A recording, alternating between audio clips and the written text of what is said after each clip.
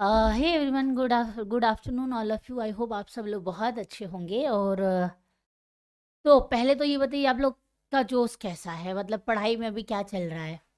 ठीक है, पढ़ाई कैसी चल रही है, जोश कैसा है? भूले तो नहीं मुझे?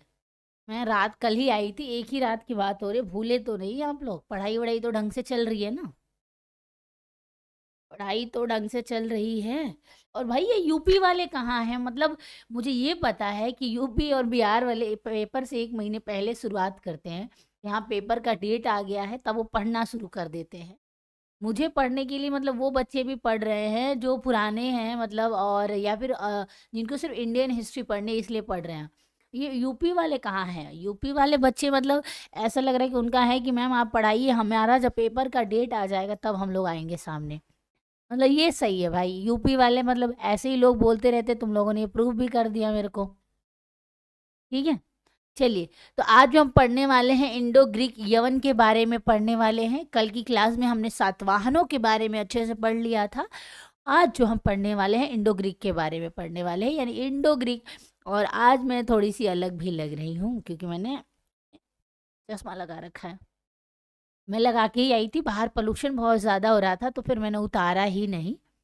और ये वैसे ही है, धूप वाला है। ब्लू लाइट के लिए होता है ना, उसके लिए है ये। बहुत ज़्यादा स्क्रीन पे देखने से थोड़ा सा आंखों पे असर पड़ता है, इसलिए यूज़ कर लिया। खैर, इंडो ग्रीक के बारे में बात करेंगे कि इनका पहली बार भारत में आक्रमण कब हुआ था, अगर इस बारे में आपसे पूछा जाएगा।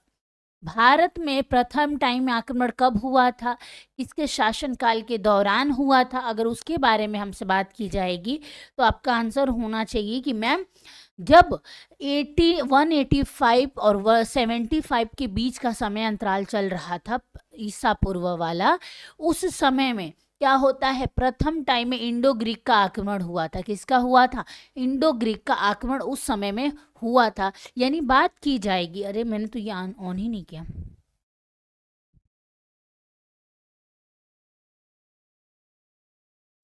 इंडो ग्रीक का आक्रमण किस समय हुआ था? जिस समय पुष्पमित्र ने, पुष्पमित्र किस वंश का था? शुंग वंश का था।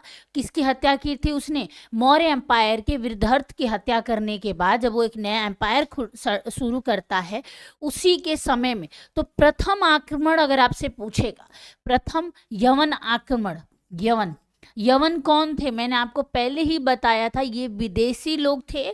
ठीक है, और ये कहाँ पे रहते थे? व्यास नदी के उस तरफ वाला जो एरिया था। और ये कहीं ना कहीं यूनानी सिकंदर से रिलेटेड ही संबंधित माने जाते थे। ठीक है, तो यवन, इनका कब आक्रमण हुआ था? यवन का प्रथम आक्रमण अगर आपसे पूछेगा आक्रमण कब हुआ था, तो आपका आंसर होना चाहिए कि मैम इनका प्रथम आक्रमण जो था, यानी अगर समय अंतराल की बात करेंगे तो इससे इसके बीच का समय,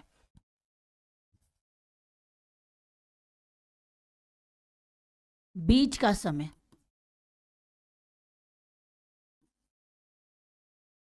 बीच का समय, यानी पुष्यमित्र जिस समय यह राजा था, पुष्यमित्र, पुष्य,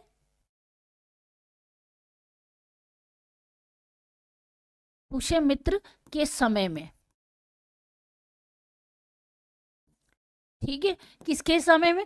पुष्यमित्र के समय में, यानी शुंग वंश के दौरान में ही क्या होता है, पहली बार जो माना जाता है कि यवन का आक्रमण जो है शुरू हुआ था। और ये क्यों हुआ था आपको शायद याद होगा, मैंने आपको बताया था कि जब बृहदर्थ जब राजा था तो क्या होता है, विदेशी जो यवन थे ना, वो वेश बदल के क्या कर रहे थे, वो आते थे और बृहदर्थ को हटाकर अपने यहाँ पे कब्जा करना चाहते थे। क्योंकि जो नए शासक थे मौर्य एम्पायर के, वो अब कमजोर होने लगे थे, उनमें राजा वाली क्वालिटी खत्म हो गई थी और वो अहिंसा के मार्ग पे चले गए थे। जिस वजह से क्या होता था, बाहरी लोगों को लालच मिली। और यकीन मानिए, भारत में बाहरी लोगों का आक्रमण के पीछे यही कमजोर राजा का होना ही था। भारत में कमजोर राजा का होना ही बाहरी लोगों को नेवता दिया था। अब देखिए, हम लोग बहुत अमीर हुआ करते थे, फिर जब मौर्य एम्पायर आया तो मौर्य एम्पायर ने भारत को और बढ़ाया और दूर देशों तक भी अपना नाम कमा लिया। अब वो जो बाहरी लोग थे उनको पता चला कि भाई एक देश है, सिंध नाम से, सिंध देश के नाम से भी हमारा देश जाना जाता था, क्योंकि वो हिंदुस्तान बाद में आया था। सिंध नाम से देश है और करके वो बहुत अमीर है, बहुत है, और वहाँ के लोग बहुत भोले हैं। क्या है, वहाँ के लोग बहुत भोले हैं और वहाँ पे राज करना बहुत आसान है, और ये अभी भी है। हमारे देश की सबसे बड़ी प्रॉब्लम पता है क्या है? हमारे देश की सबसे बड़ी प्रॉब्लम है कि अगर कोई बाहरी व्यक्ति हमारे देश में आना चाहता है तो उसको बहुत कुछ करना नहीं है, यहाँ से एक इंसान को पकड़ना है और उसको कुछ पैसे देने हैं। कितने पैसे देने हैं? और फिर ये अपने आप ही पहले अपने घर में ले जाएगा, आपका आधार बनवाएगा, पूरी आईडीज बनवाएगी, एंड देन उसके बाद आप आराम से रह सकते हैं। और ये मैंने बात क्यों उठाई? ये देखो, इतिहास का मतलब ये तो हमें सिखाता बहुत कुछ है। ये तब भी होता था, ये अब भी हो रहा है। आपने अभी पढ़ा है कि जो दिल्ली में ब्लास्ट हुआ उसमें जो बातें सामने आई हैं उसमें ये कहा गया है कि जो डॉक्टर्स के नाम आ रहे, डॉक्टर्स के, मैं उनके नाम नहीं लूँगी क्योंकि मेरा काम है आपको पढ़ाना, वो आप न्यूज़ में देख लीजिएगा। तो डॉक्टर्स के नाम आ रहे हैं, ठीक है। अब सोच के देखो, अगर मेरे अगल बगल कोई डॉक्टर होगा तो मैं यही सोचूंगी, नहीं डॉक्टर साहब है, अच्छी दवाई मेडिसिन देते हैं, और पता क्या चला कि भाई इसमें इनका रोल कहीं ना कहीं इंक्लूडेड है, ठीक है। अब आपके मन में ये सवाल उठना चाहिए कि भाई ये व्यक्ति आखिर डॉक्टर था तो इसको एंट्री कैसे मिली? बिल्कुल यही रूल फॉलो हुआ। उसको डायरेक्ट इंडिया में नहीं आना है, उसको एक व्यक्ति पकड़ना है। ये व्यक्ति अगर 20-30 हज़ार रुपये भी इसको मिल रहा है, इसका क्या जाता है? हम जो अपना आधार कहीं पे भी दे देते हैं ना, हम लोग अपना आधार दे देते हैं, जो साइबर होता है वहाँ पे, कैफ़ेज होते हैं वहाँ पे हम दे देते हैं। कई लोग क्या करवाते हैं, कोई बुजुर्ग मर गया उसके डेथ का वो बनवा देते हैं सर्टिफिकेट कि हाँ ये मर गया, इनके सर्टिफिकेट। अब उनका आधार सबमिट होता है, अब वो नाम वहाँ से पकड़ लेंगे, एज इसकी पकड़ लेंगे, तो ये चीज़ें ऐसी ही चुराई जाती हैं, ठीक है। हमारा आधार गुम हो जाता है, हम लोग अपडेट नहीं करते हैं, कंप्लेन नहीं करते हैं। नया आधार बनवाने से पहले कंप्लेन हमारा करना बहुत ज़रूरी होता है, जो कि हम नहीं करते हैं, ठीक है। अब ये जो बाहरी सेल होते हैं ना, इनको यहीं से मौका मिल जाता है। ये फिर क्या करते हैं, पैसे देते हैं, फ्रॉड सारी चीज़ें बनवाते हैं, और फ्रॉड बनाते तो हैं लेकिन वो सारी चीज़ें दिखने में कैसी होती है, बिल्कुल लीगली होती हैं, ठीक है। और फिर हमें लगता है कि यार ठीक है तो अपना ही है। और दूसरी चीज़, हमारे देश में सिक्योरिटी बहुत वीक है। हमारे देश में आप मानो या ना मानो सिक्योरिटी बहुत वीक है। इसका मैं बहुत अच्छा सा एग्जांपल अगर आपको दूं, अगर आपको देखना हो कभी तो आप क्या करो, बहुत बड़ा नहीं, एक छोटा सा इतना बड़ा सा बैग ले लो, इतना बड़ा सा बैग ले लो और आप चले जाओ दिल्ली के कहाँ पे, रेलवे स्टेशन जाओ। रेलवे स्टेशन आप आराम से एंट्री ले सकते हो, कोई रोक टोक नहीं है। बड़े बैग्स जो होते हैं उनको मशीन में डाला जाता है, लेकिन आप पिट्ठू बैग लेके जा रहे हो, आप साइड से निकल के जा रहे हो, कोई चेकिंग नहीं होती है। तो गलती सिस्टम की भी पूरी नहीं है और पूरी गलती हमारी भी नहीं है, गलती दोनों लोगों की। क्या कि कुछ चीज़ें दोनों साइड से देखना पड़ता, हम लोग पूरी चीज़ें सरकार के भी हाथ पे छोड़ देते हैं, हमारी यही गलती है। हमें पूरी चीज़ें सरकार पे नहीं थोपनी चाहिए, कुछ चीज़ें को हमें खुद जागरूक होना पड़ेगा, हमें कुछ चीज़ें खुद देखनी पड़ेगी कि भाई हमारा देश है, ये हमारा देश है, हम यंगस्टर है। मैं हर बार मैंने 2-3 बार ये बात कही है कि आपको किसी और को मत देखो, पहले क्या वो भाड़ में जाए। आप ये देखो कि नेपाल में जेनजीज ने क्या करा। वो आंदोलन की वीडियो अभी भी वायरल होती है, प्रदर्शन की, वो डीजे बजा रहे हैं, उसमें नाच रहे हैं, फुल ऑन मजे, और उन्होंने सरकार गिरा दी। हालांकि हमारे देश में पॉसिबल नहीं है, लेकिन हमारे देश में जो है ना, अभी हमारे देश में पॉसिबल क्यों नहीं है, क्योंकि वहाँ पे जो है कास्टिज्म नहीं था। कास्टिज्म होने के बावजूद भी लोगों ने ह्यूमैनिटी को पहले रखा। हमारे देश में इंसानियत बाद में आती है, कास्ट पहले आता है, धर्म पहले आता है, एजुकेशन बाद में आता है। भूखे मर जाएंगे लेकिन धर्म के नाम पर ही काम करेंगे। ये फैक्ट्स हैं, आप मानो या ना मानो। मैं ऐसे बहुत सारे अपने ही दोस्तों को जानती हूँ जो आईआईटी में काम करते हैं। किसमें? आईआईटी में काम करते हैं, और कहते हैं कि पुरानी जो सरकार थी वो बहुत बुरी थी। कितनी हंसने वाली ये बात है कि आप आईआईटी में काम कर रहे हो, जिसने बना के आपको दिया आप उसी को गाली दे रहे हो। क्यों? क्योंकि आप अंधभक्त हो। लॉजिकली बनिए, एजुकेशन आपके हाथ में है, पढ़े लिखे हो तो पढ़े लिखो की तरह बिहेव करो। किताबी रट्टू डिग्री वाले इंसान मत बनिए। मैं यही कहती हूँ हर बार, पढ़े लिखे हो तो देन शो, आप दिखाओ कि आप पढ़े लिखे हो, आपके अंदर माइंड है, आप इंसान हो और आप देश को चलाना जानते हो। हमारा देश है, कोई 5 साल आया कोई नेता का देश नहीं है, ये हम यंगस्टर का देश है, हमारा आने वाला फ्यूचर हमारा देश है। ठीक है, तो खैर ये मुद्दे से डाइवर्ट हो चुके हैं। कभी कभी ये चीज़ें बहुत ज़रूरी है। देखिए, मैं पढ़ाना आपको पढ़ा दूंगी, लेकिन ये चीज़ें भी आपके लिए बहुत ज़रूरी है जो आप सबको पता होनी चाहिए, क्योंकि हमें सिर्फ किताबी रट्टू तोता नहीं बनना है, सोशली बहुत अच्छा बनना है। क्योंकि डिग्रियों से ज़्यादा हमें सोशली अगर हम बहुत अच्छे हैं तभी हम किताबों पे भी काम कर सकते हैं। किताबों की नॉलेज होना अच्छी बात है, लेकिन उन किताबों की नॉलेज को इम्प्लीमेंट करना उससे भी बड़ी बात है। ठीक है, तो यही कहूँगी, अगर आप एजुकेटेड हो देन शो अप, आप दिखाओ, आप सवाल करो, बातें उठाओ, मुद्दा उठाओ। हर इंसान आज के डेट में सोशल मीडिया यूज़ करता है, हर इंसान। लेकिन रील मत देखो, रील अपलोड मत करो। वो रील अपलोड करनी है तो कुछ ढंग का करो, गलतियां बताओ। क्या पता आपकी वो एक रील वायरल हो जाए, क्या पता वो मोदी जी के फीडबैक में आ जाए, क्या पता वो दिल्ली के हमारे सीएम के फीडबैक में आ जाए। काम करो ऐसा कि लोग नाम उठाए। रील बाज का नाम वैसे नहीं आना चाहिए, अच्छे वे में आना चाहिए। ठीक है, चलिए हम मुद्दे पे आते हैं। हम ये समझ रहे थे कि हुआ क्या था कि जब बौद्ध धर्म जो मौर्य एम्पायर के समय में काफ़ी फल फूल रहा था, उस समय के दौरान में क्या होता है, उस समय के दौरान में होता कुछ यूँ है कि यवन जो थे वो भेष बदल के यानी बौद्ध धर्म को अपनाने के उस पे आते हैं और बौद्ध धर्म को अपनाते हैं। और वो सोचते हैं कि हम अगर बौद्ध धर्म को अपना लेंगे तो हम मौर्य एम्पायर में आराम से एंट्री ले लेंगे साम्राज्य के अंदर, और फिर हम उन पे हमला करेंगे। जिसको देखते पुष्पमित्र ने बोला भी था वृद्धर्थ को कि बाहरी लोगों का आक्रमण का खतरा मना हुआ है, भेष बदल के वो लोग यहाँ पे बौद्ध भिक्षु बन के आ रहे हैं। पर वहाँ पे क्या होता है, वृद्धर्थ बोलता है कि नहीं, ऐसी कोई चीज़ें नहीं हैं और मैं अहिंसा के मार्ग पे हूँ, और अगर वो बौद्ध धर्म को अनुयायी हैं तो मैं उनको कैसे मार सकता हूँ, ये बात बोलता है। एंड देन उसके बाद क्या होता है, आपको पता ही है स्टोरी। उसके बाद उसकी हत्या हो जाती है और एक शुंग वंश का, नए वंश की नींव रखी जाती है। ठीक है, तो यहाँ से इसकी शुरुआत हो जाती है। अब बारी आ जाती है यमन के बारे में और सारी जो चीज़ें हमें जानने की। कहा जाता है कि यमन में सबसे प्रसिद्ध जो राजा हुआ, इंडो ग्रीक में आपका नाम अगर आपसे पूछेगा तो मिंडारन का नाम आपने सुना होगा। किसका? मिंडार का। मिंडार अजीब सा थोड़ा सा नाम है, लेकिन ये यमन नेम है। सबसे प्रसिद्ध शासक पूछेगा,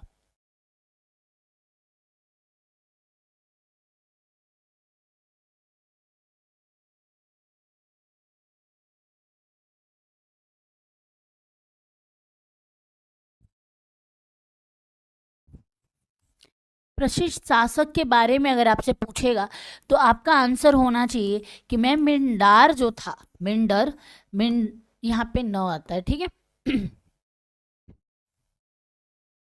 मिनाडर जो था, सॉरी माफ करिएगा, मिनाडर है। मिनाडर जो था ये क्या था, सबसे पावरफुल शासक में से माना जाता है। कौन से में से? पावरफुल शासक में से अगर आपसे पूछेगा कि कौन सा शासक हुआ तो मिंडर जो था इसका नाम आता है। मिंडर का अन्य नाम अगर आपसे पूछेगा तो मिलिंद नाम है इसका। अन्य नाम अगर आपसे पूछेगा तो इसका अन्य नाम क्या था, तो इसका अन्य नाम जो इसका पड़ता है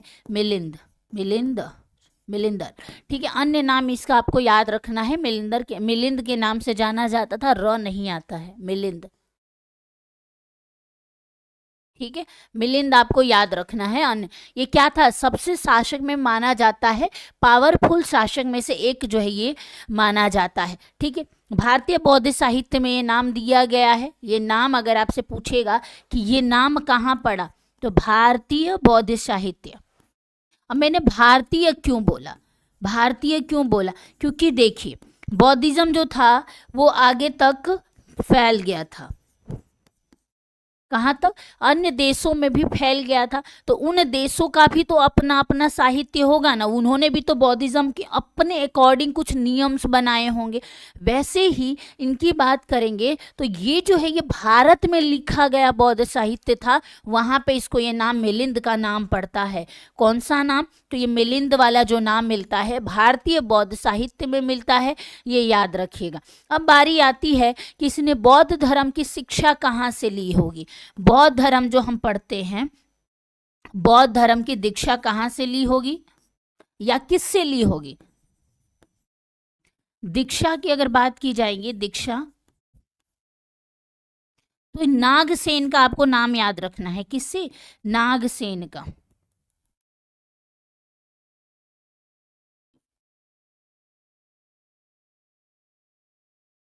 किससे ली थी? नागसेन से इसने क्या ली थी? नागसेन से इसने बौद्ध धर्म की दीक्षा ली थी, ये आपको याद रखना है, ठीक है। मिंडर ने किससे ली थी? मिनाडर ने किससे ली थी? बौद्ध भिक्षु जो नागसेन थे उन्होंने बौद्ध धर्म की दीक्षा ली थी। और प्रसिद्ध बौद्ध ग्रंथ के बारे में अगर बात की जाएगी, प्रसिद्ध बौद्ध ग्रंथ के बारे में अगर बात की जाएगी तो उसका कहा जाता है कि उसमें जो बातें कही गई हैं, मिलानंद पोह के में नागसेन और मिलिंद के क्या है, दार्शनिक वार्ता का भी लाभ बात कही गई है, ठीक है। यानी इन दोनों के बारे में जो बातचीत हुई थी, इन दोनों के बीच में जो बातचीत हुई थी, यानी मिलिंद और नागसेन के बीच में जो बातें हुई थी उसके बारे में जिक्र करेगा। अगर आपसे पूछता है कि नागसेन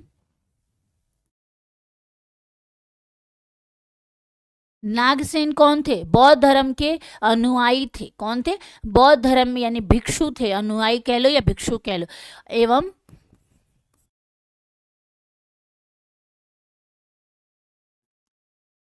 मिलिंद, मिलिंद के बारे में इन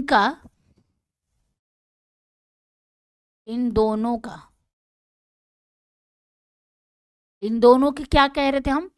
वार्तालाप।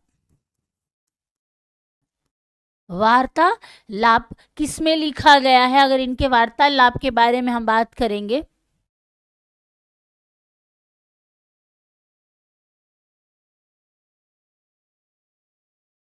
अब देखिए, दो वार्तालाप के बारे में हम बात करेंगे तो इन दोनों के वार्तालाप का कहाँ से बात कही गई है? इनका वार्तालाप जो दिखाया गया है मिलिंद दो पन्ही में कहा गया है। किसमें? यानी इसी के नाम में, मिलिंद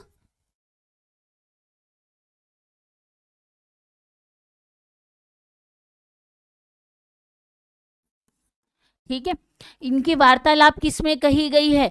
तो इनकी वार्तालाप का जो नाम आता है मिलिंदो, मिलिंदो मिलिंदो पहो, मिलिंदो पहो में क्या की गई है? ये बातें कही गई है, इनके वार्तालाप का वर्णन किया गया है। तो कई बार क्या है, आपसे शायद ये ना पूछे, आपसे शायद ये ना पूछे, ये भी ना पूछे, लेकिन आपसे जो पूछेगा वो ये पूछ सकता है कि हमें ये बता दीजिए कि दो नागसेन और मिलिंद जो था, यानी मिंडर की यहाँ पे हम बात कर रहे हैं, मिनाडर की, इन दोनों का वार्तालाप किस साहित्य में लिखा गया है या उस पुस्तक का क्या नाम है वो हमें बता दीजिए। तो आपका आंसर होना चाहिए कि मैम किस में लिखा गया है? मिलिंद दो पन्हों में लिखा गया है। किसमें? मिलिंद दो पन्हों में जो है इनके बारे में वर्णन किया गया है, ठीक है। अभी मेरे पे आया था न्यूज़ का नोटिफिकेशन, अभी मैं जो देख रही थी न्यूज़ का नोटिफिकेशन आया था और उसमें दिल्ली वाला जो ब्लास्ट हुआ है उसमें नया अपडेट आया है और उसमें नया अपडेट में दो गाड़ियों का नाम और आ रहा है, यानी 2 न्यू कार्स का भी नाम आ रहा है। वही मैं अभी जस्ट देख रही थी। तो अभी देखिए अभी आगे आगे होता है क्या, आगे आगे देखिए होता है क्या, ठीक है। यवन के बारे में बात करेंगे तो इन्होंने जो इनका नाम आता है ब्रह्म लिपि, प्राकृतिक लिपि, जो खगोष्ठी लिपि वगैरह की हम लोग जो बातें करते हैं, इनमें कहा जाता है कि इन्होंने दुभाषीय सिक्के भी चलवाए थे। क्या चलवाए थे? इन्होंने दुभाषीय भी सिक्के भी इन्होंने चलवाए थे। यानी भारत में पुरुषोत्तम क्षेत्र में सर्वप्रथम सोने के सिक्के किसने चलवाए थे? तो मिलिंद ने चलवाए थे। भारत में पूछेगा आपसे, भारत में पश्चिमोत्तर के बारे में बात हो रही है, यानी किसमें? हम नॉर्थ ईस्ट के बारे में यहाँ पे बात कर रहे हैं कि भारत में प्रथम सोने के सिक्के, कुषाण में कंफ्यूज नहीं होना है, कुषाणों का नाम आता है शुद्ध सोने के सिक्के में। इसमें शुद्ध सोने के सिक्के में जो बात कही जाती है वो कुषाणों की आती है। इनका किस में आता है? तो इनका जो आता है वो आता है कि इन्होंने सोने के सिक्के चलवाए थे। तो वो जो सोने के सिक्के होंगे वो मिक्सअप भी तो हो सकते हैं। भारत में शुद्ध सोने के सिक्के के बारे में बात जब कही जाएगी तब, भारत में प्रथम सोने के सिक्के चलाए, ठीक है।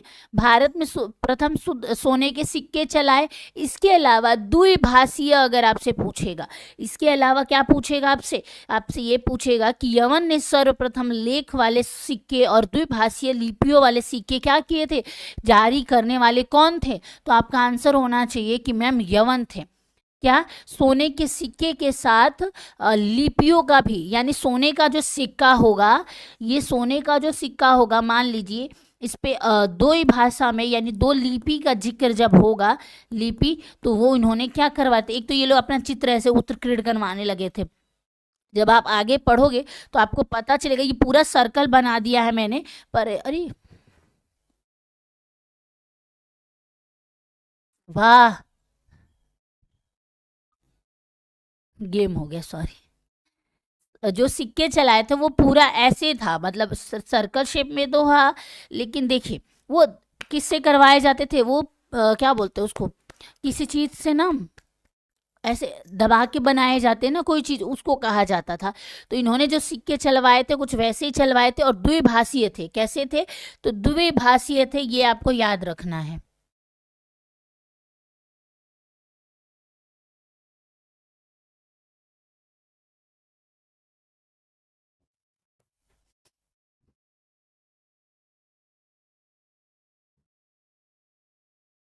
कैसे थे, तो यवन के द्वारा क्या चलवाया गया था, प्रथम लेख वाले सिक्के, यानी सिक्के पे क्या होगी, तो लिखावट होगी, सिक्के पे क्या होगी, ये इसी का है। यवन के द्वारा क्या हुआ था, यवन ने प्रथम लेख वाले, लेख वाले क्या चलवाए थे, लेख वाले सिक्के चलवाए थे, ठीक है, सिक्के चलाए। एवं और क्या किया उन्होंने, इसके अलावा द्विलिपि, द्विलिपि यानी द्विभाषा की यहाँ पे बात हो रही है, द्विभाषा की क्या हो रही है, यहाँ पे बात हो रही है, सिक्के पे जो जो भाषा इस्तेमाल की जाएगी वो दो भाषाओं पे लिखी होगी। द्विलिपियों वाले सिक्के इन्होंने क्या किए थे, जारी किए थे, द्विलिपियों वाले सिक्के क्या किए थे, इन्होंने जारी किए थे।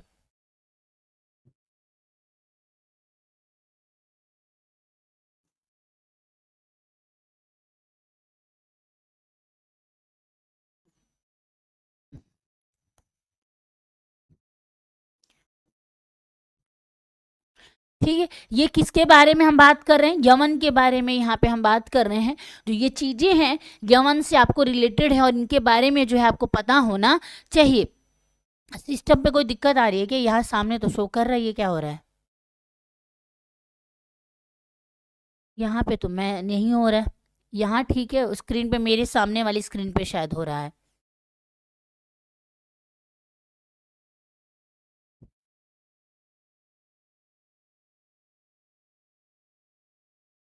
सामने वाली स्क्रीन पे हो रहा है, मेरे नहीं हो रहा। चलिए, इसके अलावा शिलालिपि थी, एक तो प्राकृतिक लिपि में, प्राकृतिक लिपि, ठीक है। दूसरी जो आपको याद रखनी है, खगोष्ठी, कौन सी, खगोष्ठी लिपि जो है आपको याद रखनी है।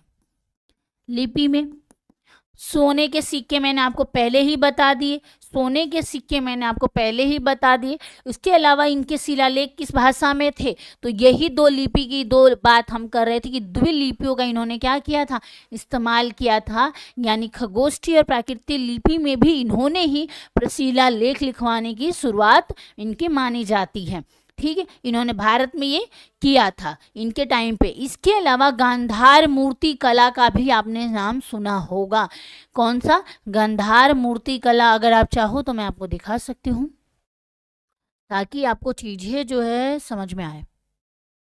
गांधार मूर्ति कला, देखिए मैं क्रोम से ही दिखाऊंगी, मैं ऐसे नहीं दिखाने वाली कि क्योंकि मुझे लगा आप लोग को पता होगा, लेकिन मेरा काम है आप लोग को दिखाना।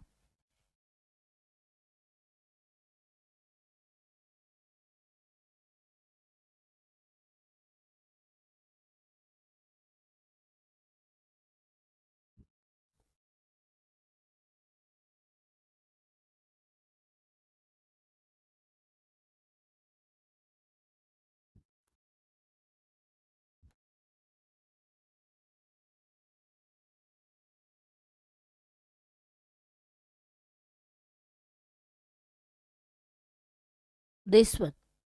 ये जो हम मूर्तियों के बारे में यहाँ पे हम बात करते हैं, या बुद्ध की आ गई है यहाँ पे। मथुरा तो नहीं लिखा मैंने, कला बाई यवन तो लिखा है मैंने।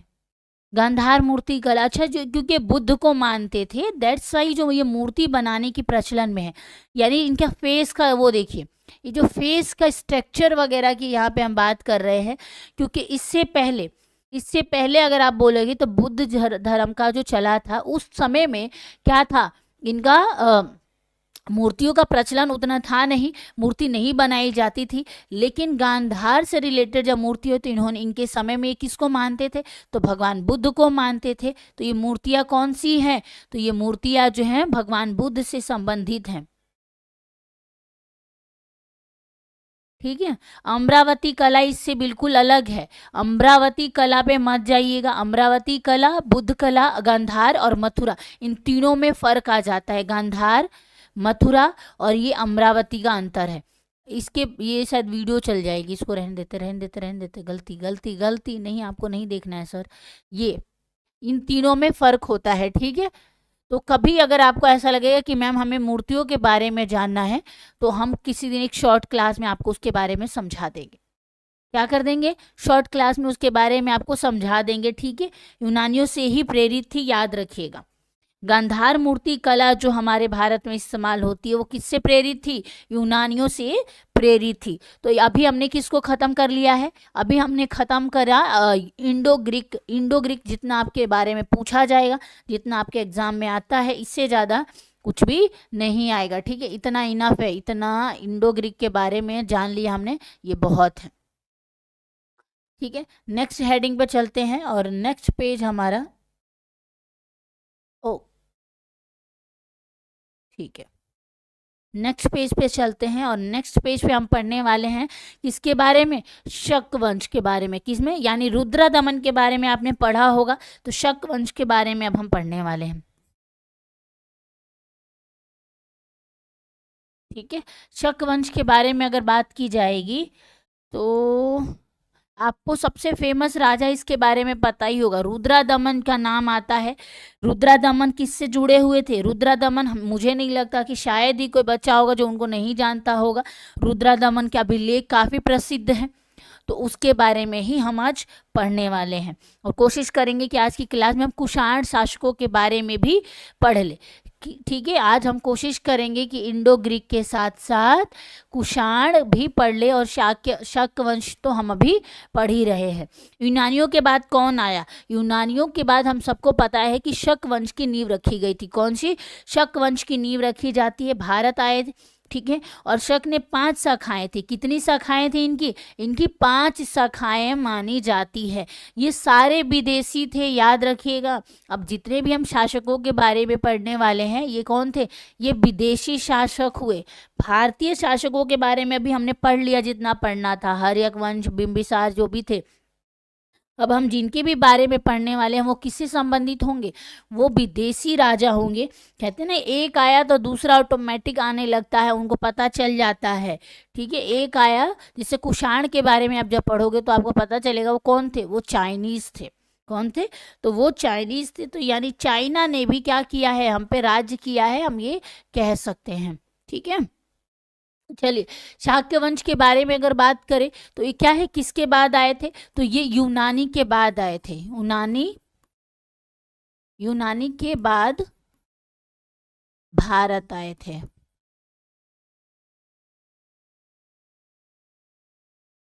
ठीक है, याद रखिएगा। यूनानी के बाद कौन है, यूनानियों के बाद शाक्य वंश आता है भारत में। और कहते हर शाखा इनकी क्या थी, 5 भागों में बटी हुई थी। कितनी भागों में बटी हुई थी, 5 भागों में बटी हुई थी। और हर शाखा की राजधानी भारत और अफगानिस्तान में अलग अलग भागों में थी, ठीक है। साहित्य इनका भी पूछेगा, वो भी हम जानेंगे, ठीक है। एक सेकेंड रुक जाइए, है ना, एक सेकेंड मेरे को दे दीजिए, एक सेकेंड, हाँ बस एक सेकेंड, देखना है मेरे को थोड़ा सा कुछ डाउट है, वो देखना है। समझिए, क्योंकि हम इंडियन हिस्ट्री पढ़ रहे हैं तो इसलिए इनके बारे में जानना ज़रूरी है। अगर हम स्टेट वाइज चलते तो इतनी लंबी हिस्ट्री आपकी नहीं चलती, मैं आपको बता दूं, ठीक है। ठीक है, तो यूनानी आए थे। और अगर बात की जाएगी शाक्य वंश के बारे में, तो कहा जाता है यूनानी आए और इन्होंने, इनकी जो भाग थी कितने में बटी हुई थी, इनकी हर शाखा कितने भागों में थी, हर शाखा जो थी 5 भागों में बटी हुई थी, भागों में बटी थी, बटी थी। वो आपके एग्जाम में नहीं पूछता 5 शाखाओं का नाम बताओ, बिल्कुल भी नहीं पूछता, ठीक है। लेकिन आपको याद रखना है कि ये जो भारत है ना, इस साइड वाली एरिया की यहाँ पे हम बात करें, धीरे धीरे भारत में एंट्री ले चुके थे बाकी लोग भी, लेकिन क्या बोलते हैं कि ये वाली एरिया मेन थी, 5 भागों में बटी थी, ठीक है। इसके अलावा अगर बात की जाएंगे तो ये 5 भागों की इनकी राजधानियां, अगर इन शाखाओं की जो 5 शाखाएं जो थी, इनकी अपनी राजधानी भी तो थी, तो इनकी राजधानी अगर पूछेगा तो इनकी जो राजधानी थी, हर शाखा की जो राजधानी थी वो कहाँ थी, राजधानी भारत और अफगानिस्तान में थी, भारत और अफगानिस्तान में थी।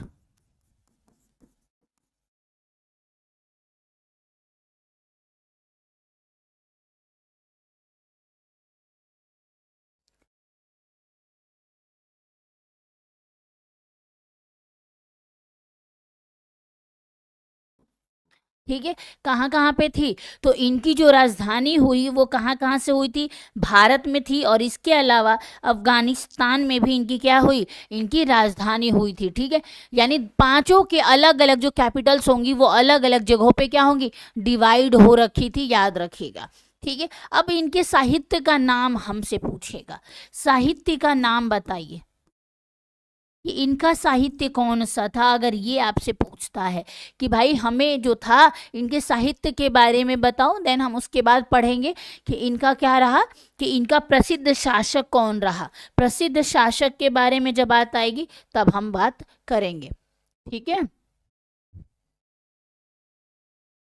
अब ठीक है, सीथियन का नाम आपने सुना होगा, सीथियन नाम से क्या थी, सीथियन नाम से इनका क्या था, तो इनका साहित्य था, साहित्य कौन सा था, सीथियन, सीथियन नाम से इनका क्या था, साहित्य का नाम था, नाम था, ठीक है। साहित्य के नाम से इनका, सीथियन नाम से क्या था, साहित्य हुआ। यही बात की जाएगी प्रसिद्ध शासक की, प्रसिद्ध शासक, तो आपको पता है रुद्रादमन हुए, कौन हुए, रुद्रादमन। अब रुद्रादमन फेमस क्यों हुए, देखिए रुद्रादमन भले ये लोग विदेशी थे, भारत में आए, इन्होंने शुरुआती दौर में जैसे भी किया, लेकिन एक टाइम के बाद इनको लगा कि भाई अब यहाँ से हम कहीं और नहीं जाने वाले हैं, शायद हम यहीं के अब राजा हो जाएंगे, तो इन्होंने बहुत सारे काम भी किए, ठीक है। तो रुद्रादमन जो प्रसिद्ध शासक हुआ उसके बारे में कहा जाता है कि इसने क्या करा, कि इसने, इनके बारे में अगर हम बात करेंगे,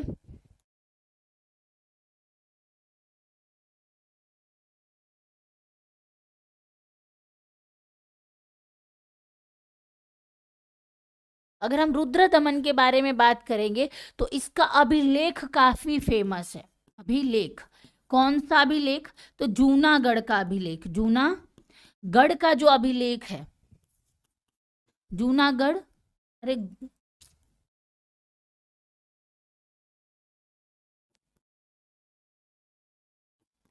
जूनागढ़ अभिलेख, अभिलेख, ठीक है, प्रसिद्ध है। इसके अलावा बात करेंगे तो इसने क्या करवाए थे, तो इसने जो कराया था, इसने सुदर्शन झील का पुनर्निर्माण करवाया था, सुदर्शन झील पुनर्निर्माण।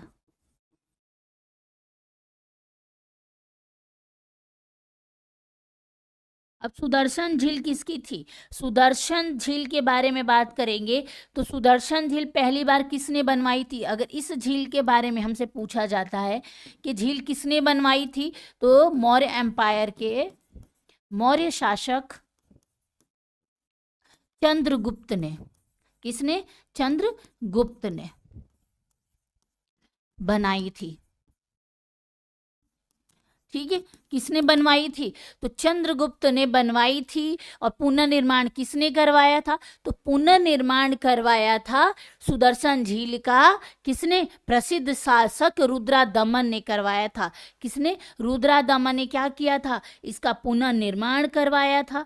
ठीक है, जिसने क्या करा था? शासन इसने लगभग 20 सालों तक करा। कितने साल तक? 20 सालों तक इसका शासन रहा। यानी कौन सा समय अगर आपसे पूछेगा, समय का इसका पूछेगा, तो 20 साल तक, लगभग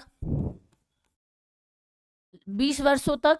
कौन सा? यानी 130 ईसा पूर्व से लेकर 150 ईसा पूर्व तक का समय तक। अब ये प्लस में जा रहा है, याद रखिएगा। तो लगभग 20 सालों का अंतराल रहता है जब ये क्या करता है? शासन करता है। कहाँ पर? तो भारत में। और भारत में भी आपको याद होगा कहाँ पे, कौन सी पहाड़ी, अगर आपसे पूछ लेगा कि कौन सी पहाड़ी पे, कौन सी पहाड़ी पे इसने क्या करवाए थे? कौन सी पहाड़ी पे? भारत के उज्जैन में इसने शासन किया था। गिरनार की पहाड़ियों पे इसने क्या किया था? सुदर्शन झील का पूछेगा।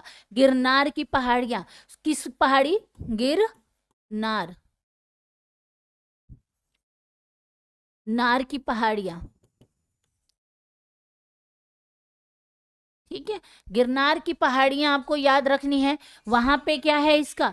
गिरनार की पहाड़ियों पे इसका शासन अंतराल माना जाता है। और वहां पे इसने सुदर्शन झील का निर्माण करवाया। यानी प्रॉपर वे में अगर हमसे बात की जाएगी तो गुजरात आपको याद रखना है। गुजरात वाली यानी सेकंड शताब्दी, दूसरी शताब्दी का नाम आता है कि दूसरी शताब्दी के समय में इसने सुदर्शन झील के निर्माण करवाया था। और निर्माण करवाने के बाद किसने बनवाया था उस झील को? तो मौर्य एम्पायर के चंद्रगुप्त मौर्य ने बनवाया था। इसका प्रमाण हमें कहाँ मिला? तो हालांकि मैंने ऊपर लिख दिया था, इस बात का प्रमाण हमें जूनागढ़ के अभिलेख में मिलता है। कहाँ मिलता है? तो जूनागढ़ के अभिलेख में हमें इस बात का जो है प्रमाण मिलता है। और वहां से भी हमें चंद्रगुप्त मौर्य के बारे में जाना गया। उसके बारे में भी हमें यहाँ से पता चलता है कि चंद्रगुप्त मौर्य जो था उस बिहार और उत्तर प्रदेश तक ही सीमित नहीं था, वो गुजरात तक भी था। और वहाँ पर भी उसने सुदर्शन झील का निर्माण करवाया था। ये हमें जूनागढ़ के अभिलेख से हमें इसके बारे में जो है पता चलता है। ठीक है, अगर आपसे ये पूछ लेता है इसके बारे में, अगर बात की जाएगी रुद्रदमन के अलावा, कि इसके अलावा जो अभिलेख लिखे गए थे, अभिलेखों की भाषाएं पूछ लेता है। जो भाषा पूछेगा किसकी? अभिलेख की। अभिलेख की भाषा पूछेगा तो शुद्ध में बताना है आपको। कौन सी भाषा? शुद्ध संस्कृति में, संस्कृत, शुद्ध संस्कृत भाषा का इस्तेमाल हुआ था। किसमें? तो जूनागढ़ अभिलेख की यहाँ पे हम बात कर रहे हैं। इससे पहले आपने कोई अभिलेख पढ़ा जिसमें हमने संस्कृत भाषा के बारे में जाना? बिल्कुल भी नहीं, बिल्कुल भी नहीं। हमने ऋग्वैदिक काल वगैरह पढ़ा था, तब हमने इसके बारे में जिक्र किया था। उसके अलावा भारत में जो बाद में भाषाएं आई, प्राकृतिक आई, पाली आई, ब्रह्मी आई, खगोष्ठी आई, लेकिन संस्कृत भाषा का प्रचलन जो शुरू हुआ रुद्रादमन के समय के अंतराल माना जाता है। दूसरी शताब्दी के दौरान जो हमें इसके अभिलेखों के बारे में पता चला, जिसमें हमें ये पता चलता है कि इसने क्या करवाया था? शुद्ध संस्कृत भाषा का इस्तेमाल करवाया था। और शुद्ध संस्कृत भाषा से इसने अभी अपने अभिलेख भी लिखवाए थे। अब चलिए ये बताइए, यहाँ तक की चीजें आपको समझ में आ गई? यहाँ तक की चीजें आपको समझ में आ गई? यहाँ तक की चीजें समझ में आ गई? प्रथम अभिलेख था, याद रखिएगा, प्रथम शुद्ध संस्कृत भाषा में। ये जो जूनागढ़ का अभिलेख आपको यहाँ मिलता है ना, ये शुद्ध भाषा में प्रथम था। ये प्रथम अभिलेख था, याद रखिएगा। कौन सा अभिलेख था? तो प्रथम अभिलेख था। चलिए आगे चलते हैं। इसके अलावा हम आगे पढ़ें, कुषाणों के बारे में भी आज की ही क्लास में पढ़ ले या कल पढ़े? कुषाण शासकों के बारे में भी आज ही पढ़ ले या कल पढ़े? एक काम करते हैं, हम कल कुषाणों के बारे में पढ़ते हैं ना। कल हम कुषाण शासक जो है उनके बारे में पढ़ेंगे। और उसके अलावा कल हम शार्य वंश को खत्म करके फिर गुप्ताज पढ़ेंगे। गुप्ताज का मतलब कोशिश मेरी रहेगी कि सैटरडे फ्राइडे, आज कौन सा वार है? बुधवार है ना। फ्राइडे की क्लास से पहले आपका एंशिएंट हिस्ट्री खत्म हो जाएगी, हम मॉडर्न में एंट्री कर लेंगे। मॉडर्न हमारी मंडे से मिडाइवल हमारी शुरू हो जाएगी कब? मंडे से। और आप सबको पता है मिडाइवल बहुत खास, बहुत लंबी नहीं है। मतलब मौर्य, आप मुगल में एंट्री कर लोगे ना तो आपको ज़्यादा फिर लगता नहीं है। इससे पहले एंशियंट थोड़ी ज़्यादा लेंदी बढ़ जाती है, और कभी कभार हम एंशियंट को लेट गो कर देते हैं, लेकिन एंशियंट से एक आधे सवाल बन जाते हैं।